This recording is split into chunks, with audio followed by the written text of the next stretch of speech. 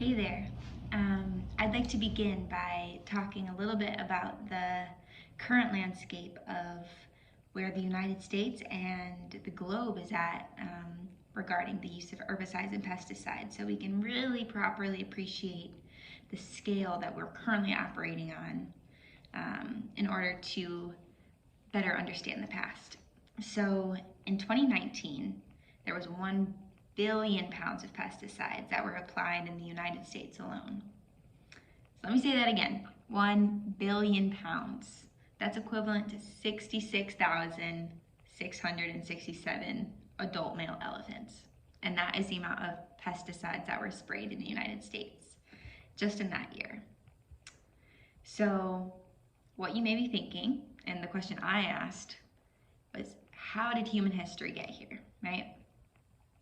So humans have actually been using quote unquote pesticides since as early as 2500 BC. So it's first recorded that people in ancient Greece and ancient Rome would burn elemental sulfur to control the pests in their grain storages. And when we talk about pesticides, pesticide law defines a pesticide as any substance or mixture of substances intended to prevent, destroy, repel, or mitigate a pest. And so it's commonly used as an overarching term, sort of like an umbrella term to describe things like herbicides, which kill weeds, insecticides, which kill insects, rodenticides, I'm sure you can imagine, kill rodents, and any other class of chemicals that is designed to target living pests. So the pesticides that we here at Herbicide Free Campus are most interested in is synthetic pesticides. And so unlike the sulfur used by ancient people in Greece and Rome, these are made in a lab and they're human-made. As we begin this conversation about pesticides, and particularly the history of synthetic pesticides, it's necessary for us to talk about the agricultural revolution and this evolution that human agriculture has made towards monoculture. So starting in around 1750, there was a period of great agricultural revolution. And so agriculture was beginning to be scaled up and more permanent pastures and croplands were developed, as well as this idea of monoculture. And so if you've ever road tripped through the United States, I'm sure you know what I'm talking about when you see these endless or seemingly endless fields of maybe corn or tobacco, wheat, cotton, anything of the sort. This is monoculture, which is the cultivation of a single type of crop. And so all of the conditions in that field is devoted particularly to that one crop they're trying to grow. So the soil type, the water, the frequency of fertilization, all of these things are designed to create the highest yield of that single crop. And this is monoculture. So these first days of agricultural revolution really primed a lot of the global food system to utilize monoculture because, it really does. It produces these very high yields. However, the system of monoculture and the lack of diversity in a monoculture system is risky, right? Because inherently it limits biodiversity and it limits the ability of a natural ecosystem to protect and regulate itself from pests and disease. And so makes it very vulnerable. So picture it like this. When we plant only one crop, these fields lose any ability to protect themselves from an insect or a pathogen sweeping through and killing everything, right? There's no natural systems in place or natural life cycles of other types of insects. And so there's nothing to slow or hinder if this one group of pests comes in to an abundant field of their favorite food. There's nothing to stop those pests. So what did humans do to solve that? They came to replicate these natural processes using synthetic fertilizers, using synthetic herbicides, using synthetic insecticides. And that is the current agricultural system that we know in the United States and that we see every time we drive on a road trip past these massive cornfields and these massive cotton fields.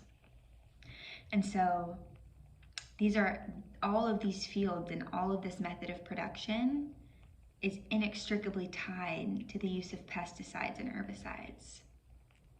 So do you ever remember learning about the Irish potato famine? This is the perfect example of a failure of monoculture that was brought on by the potato blight, brought on by a pest, right? And in the 1800s in France, there was an insect called the phylloxera that almost destroyed France's entire wine industry. And we can even remember the bubonic plague, right, as a disease that was spread by rats. So this was a pest-induced public health disaster.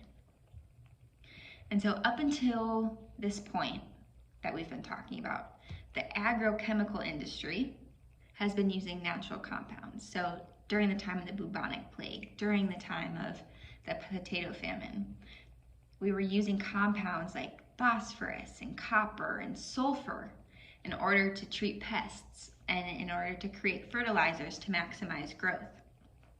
However, it was during the time between World War I and World War II that the production of chemical compounds really came into being, in this field of synthetic pesticides came to be.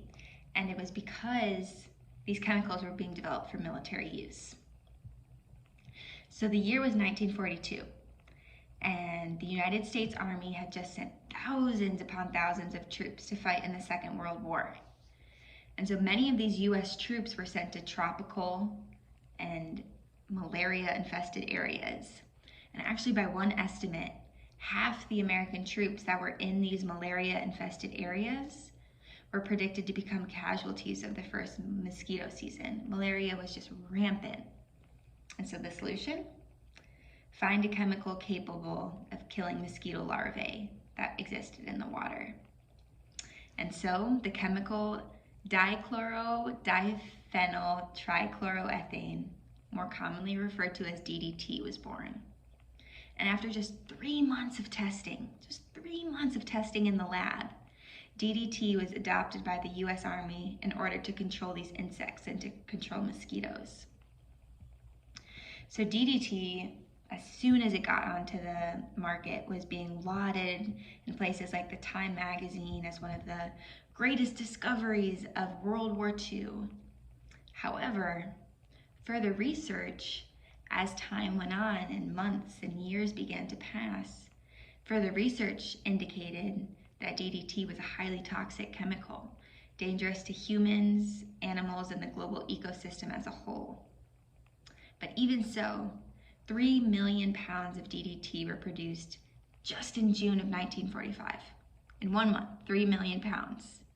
So very, very, very high volumes of this chemical were sprayed not only abroad, but also in US streets, with the intention of completely eradicating the pests they were trying to control, right? And so with this goal of eradication, they sprayed very, very high volumes.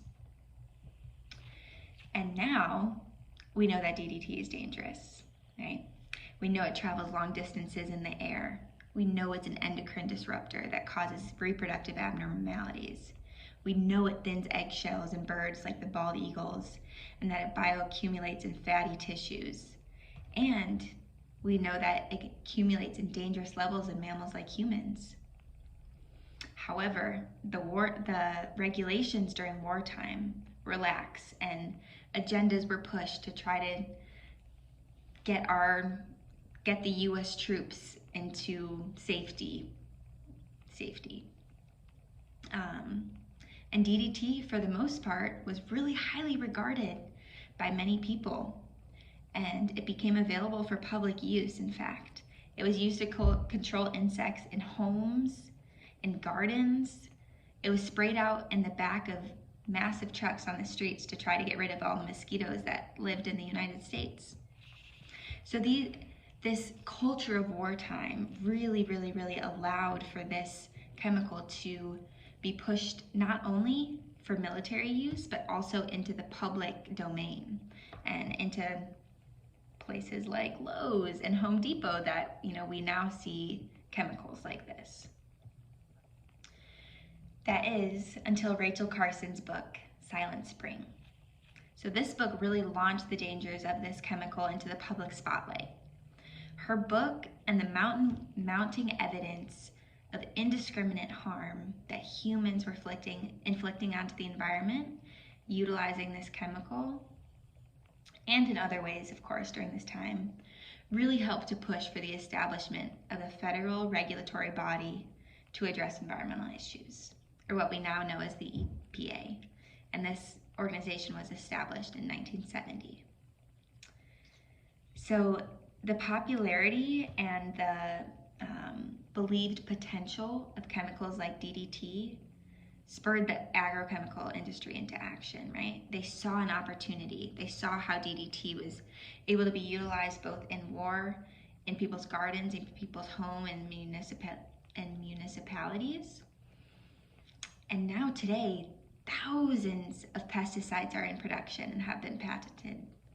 So we're not going to go into every single one of these, but we will focus on what we believe to be the most three historically significant synthetic pesticides.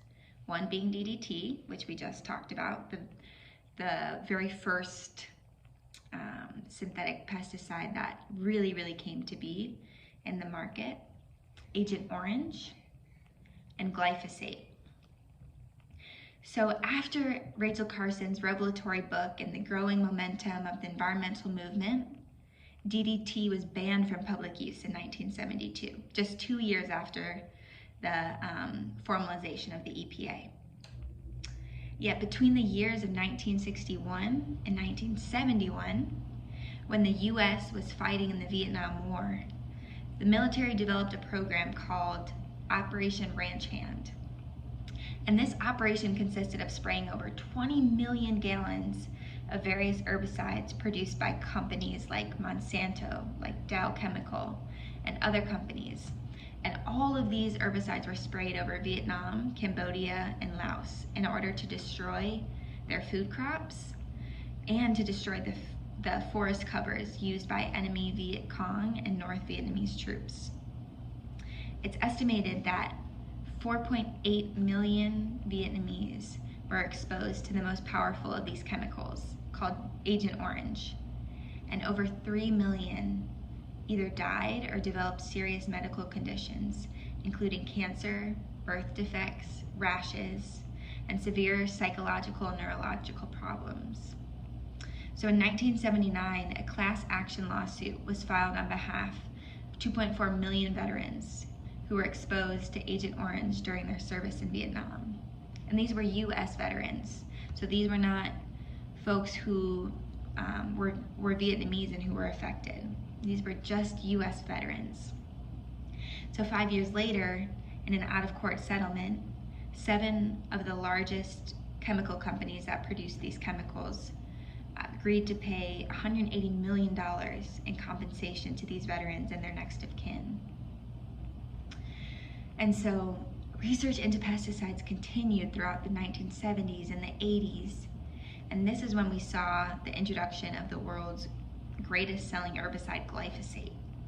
And we'll cover glyphosate extensively in a training with one of the litigators in the landmark Johnson versus Monsanto lawsuit that found this chemical glyphosate, this herbicide glyphosate, to have caused Mr. Dwayne Lee Johnson, the plaintiff, to have caused his non-Hodgkin's lymphoma diagnosis. And glyphosate is to this day found on the shelves of almost all garden and hardware stores you go to. It's available for public use, and it's utilized ubiquitously in the agriculture and the landscaping industries around the globe. And glyphosate was actually the chemical that started Herbicide-Free Campus back in 2017.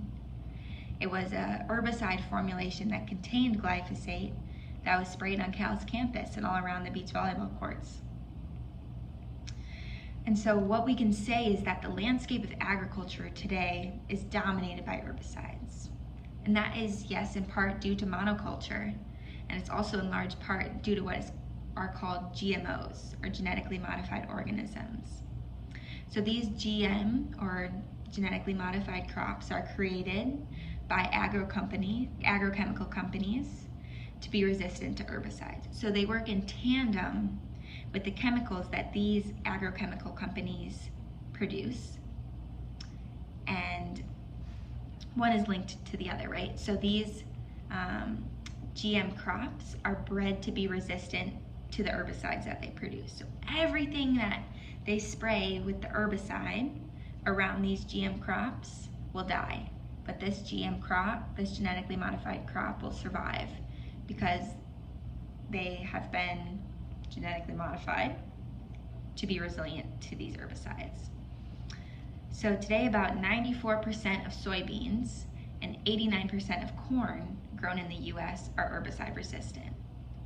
And so these agrochemical companies have a monopoly both on the seed market of these genetically modified crops, as well as the distribution, sales, and use of the herbicide that these seeds are designed to be resistant to, which makes herbicides a central part of this sort of production method. And so I would like to conclude all of this by saying that the common land care and agriculture systems that prevail around the globe today and that we see today, where our history has led us, these are all presumed to be fixed in their reliance on synthetic herbicides and pesticides.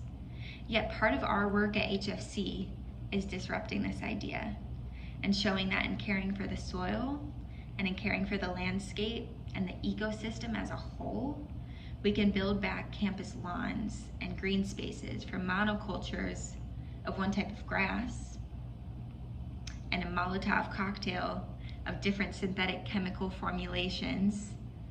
We can change and transform that into a native, resilient, diversified ecosystem. And so together, we get to craft a new collective history of pesticides and inform the history that is being created both in agriculture and, importantly, also in landscape of campuses. So thank you. Thank you for your time.